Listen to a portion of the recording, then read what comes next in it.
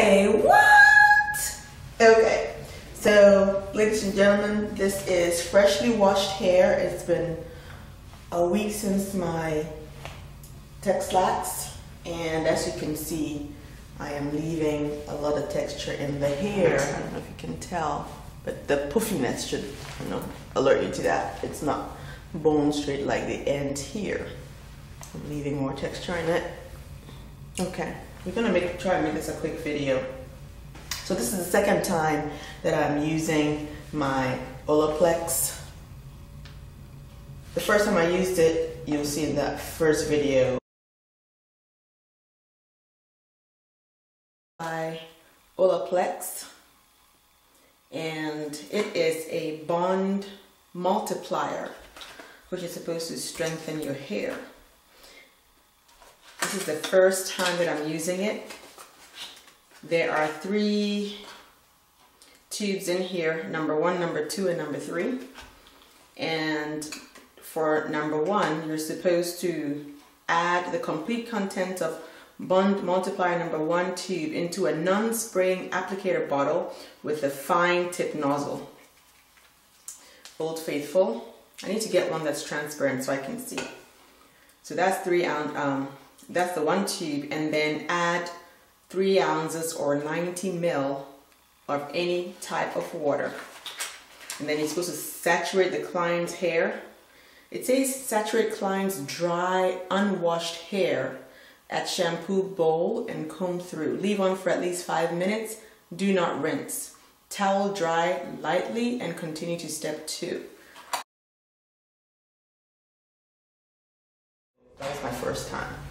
And within this 1 week, I used to, just after my relaxer, instead of using the Apogee 2-minute protein treatment. So I used Olaplex instead. And I'll tell you, I have seen a difference in my hair, and I am excited about it. What I did the first time that I didn't like was that I applied it to damp hair, and therefore when your hair is already damp and you're applying something that's liquid, it is difficult to tell which parts of your hair have, got the product and which part didn't, because it's all damp or wet.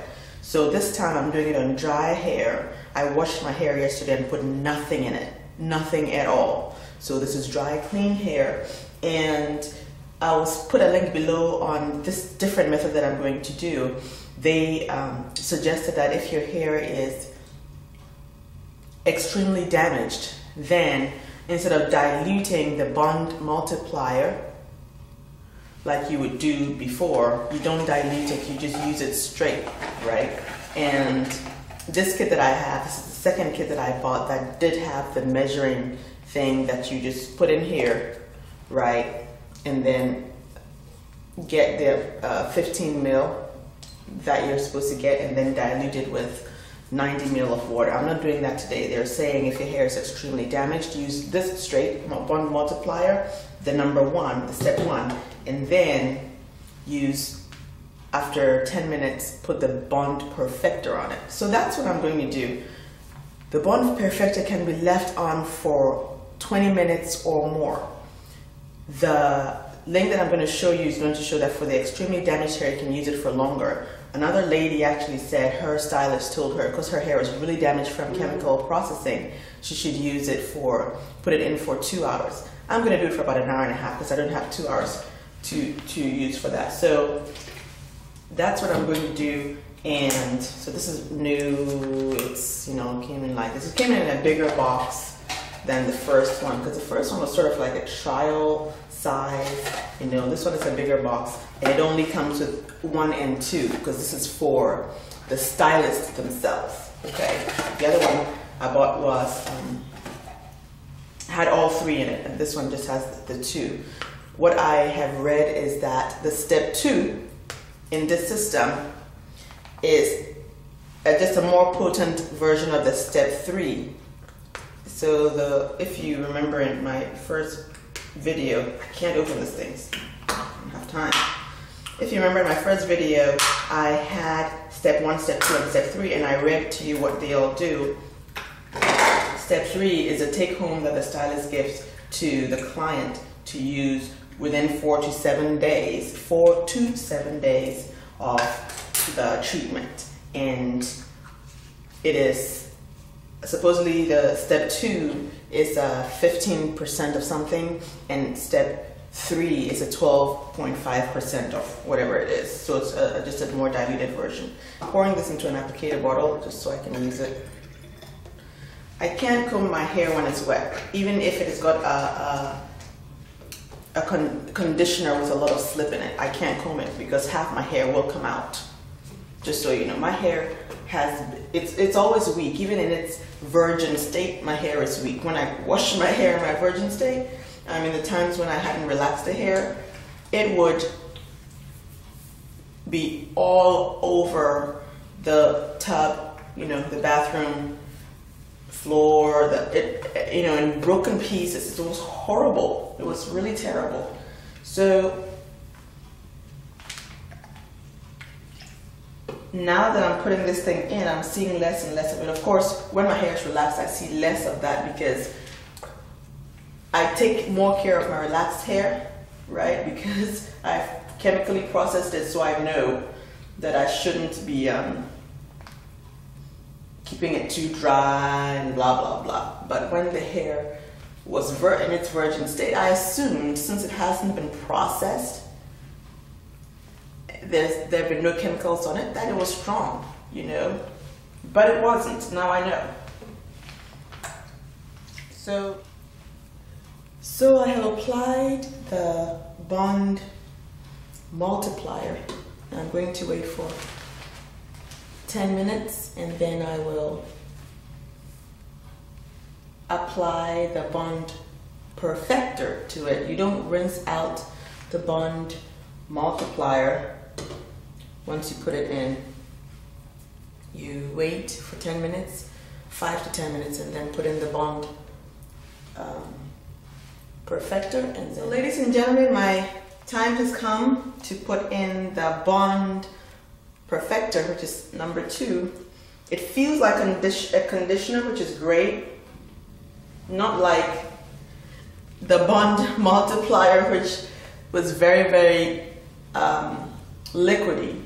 This one actually feels nice and creamy like conditioner, and I appreciate that because I have put this bond multiplier all over myself, draining on my face, my back, everywhere else. So I am putting this in, and I am going to wait for as long as I can, probably until about 12:30, which will make it an hour and a half. And then I will wash it out and condition, deep condition, and I will style my hair. But I put the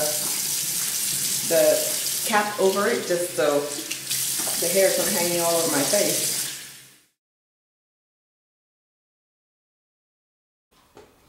So I washed out the conditioner, the silicone mix, and I'm about to put in this transitioning milk lotion moisturizing lotion from Shea Moisture.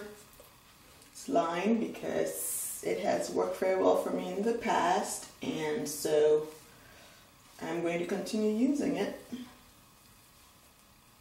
Once it absorbs, I'm going to go ahead and blow dry my hair, and I guess we can do a length check.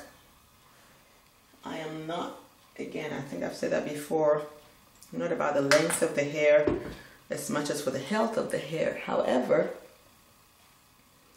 if your hair is healthy, it should continue to grow longer if you choose not to cut it, right? So that is one way to measure if your hair is healthy and if you're doing the right things to it.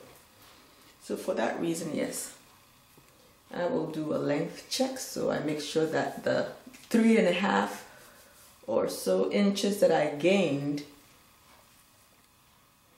in new growth actually show in the length. If it's not showing in the length of my hair, it means my hair is breaking off. It means I'm not doing something right. It means I need to get my life together.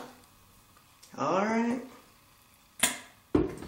So that would be the reason why I would definitely have to check my length and make sure that I am retaining what I am growing. Okay, so I will be back after I have blow dried my hair. I have put moisture in it. I won't seal it right now with oil, because if I do and I blow dry my hair, I feel like I'm going to be frying my hair. So once I have blow dried my hair, then I will put a light coat of oil on it to seal in the moisture that I put in. Okay, and I do not think I'm going to flat iron the hair, because I really don't care for heat. If it wasn't that I wanted to show you the length and whatnot, I probably wouldn't even have been blow drying it. But to show you how the relaxer went and everything, I will go ahead and do that. But you can probably see I have a lot of texture in there, because that's how I like it. Right there, yeah. So that is the way that I texturize or texlax my hair. Okay, so I will be back.